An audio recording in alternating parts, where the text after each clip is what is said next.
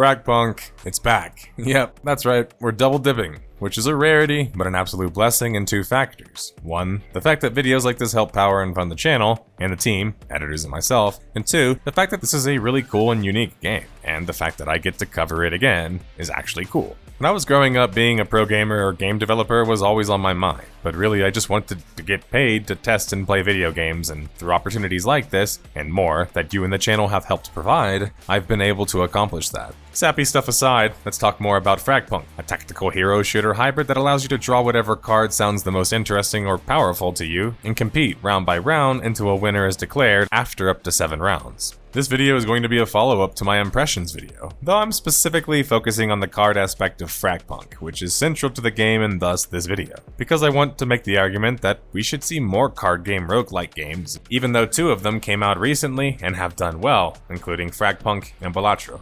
FragPunk is a card game. Well, sort of. It's a tactical shooter mixed with a hero shooter, like I talked about in my first impressions video, and more. So if you haven't seen that, go check it out first. But anyway, FragPunk makes the centerpiece of gameplay, besides the tactical shooting and abilities, be the cards in the game. So you have a hero tactical shooter with cards. There's a lot going on. And in this video, I'm going to spend the majority of it focusing on the shard cards and what makes them so unique, and why I think more shooters and games need to adopt card game aspects. The cards in FragPunk are selectable before each round starts, but the catch is they cost shard points, and some of course, more than others. The good thing is you gain shard points every round passively, and you can use certain relics, which are basically pieces of armor or accessories that grant you more benefits based on your shard points. For example, the Protective Chime grants an extra 0.5 shard points on win or loss, serving as a safe option to help you stack more shard points. But there are more cool and unique buffs, like Astral Blessing giving you the ability to redraw a card each round, since you're only given 3 to choose from unless you spend shard points on refreshing and redrawing one. The cool part of this is that since you have teammates, they can also equip relics to help balance things out, like Gambler's Prism or Astral Blessing work quite well together.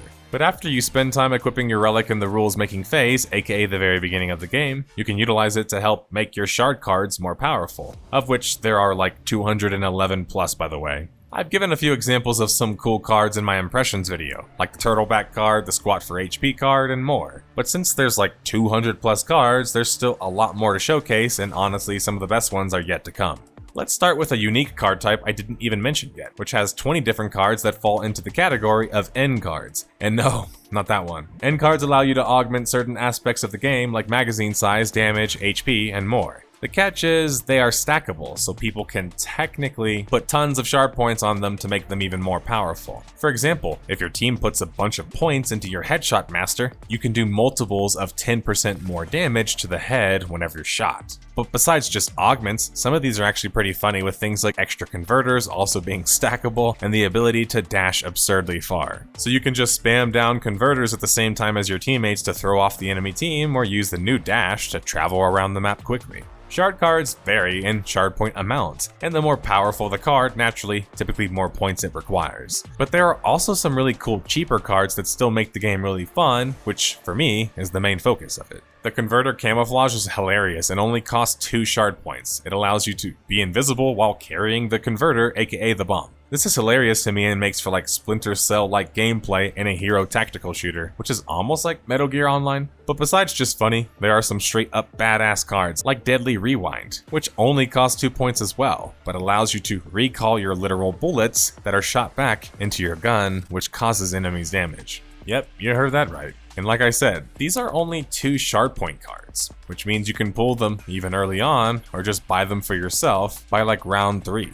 Besides cards just offering gimmicks or buffs, they can also make the gameplay unique and more fun in my opinion, like with the next tier of shard cards, tier 3, which has crazy cards that allow you to stack all of your ammo into like 1 magazine, or Beauty Sleep, which, yep, you guessed it, allows you to fall asleep and heal during the match, like Snorlax style. Next up, we have the tier 4 cards, like Roger Roger, which deploys 2 combat bots on your team, or Clone Tech, which allows players to all play the same Lancer. For the final tier, we have some of the most hilarious and epic cards for sure, like Bio Warrior, which allows you to respawn as a freaking zombie, or Doomsday Bomb, which is like the same thing but with a giant bomb attached to you. But there are more, like Butterfingers making your opponent drop their main weapon or weapon morph, turning a dropped weapon into a freaking turret.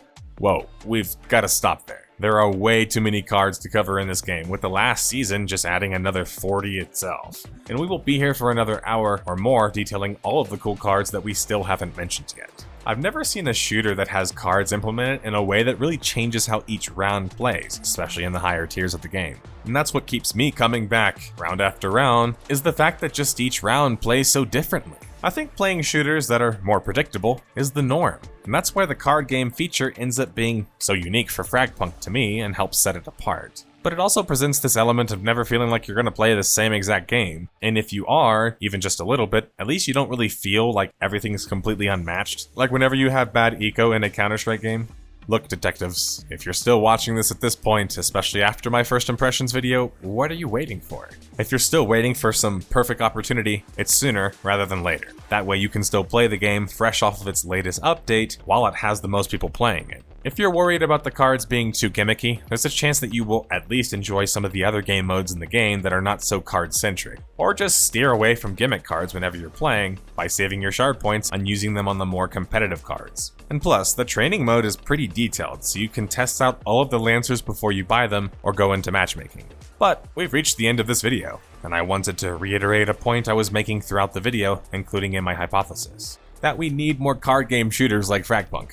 Thanks for watching, and thanks especially for supporting this channel by supporting sponsors like this. Until the next case, the next game that we get to try.